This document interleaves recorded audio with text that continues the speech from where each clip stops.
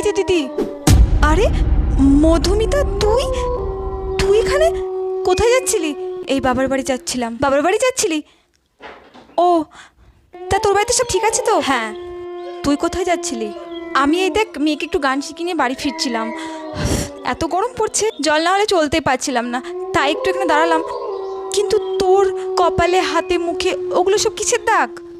মনে হচ্ছে কেউ খুব মেরেছে। এগুলো এমনি চোট লেগেছে পড়ে গিয়ে। এই নে, তুই জলের বোতলটা রাখ। আমার দেরি হয়ে যাচ্ছে, আমি আজ আসি।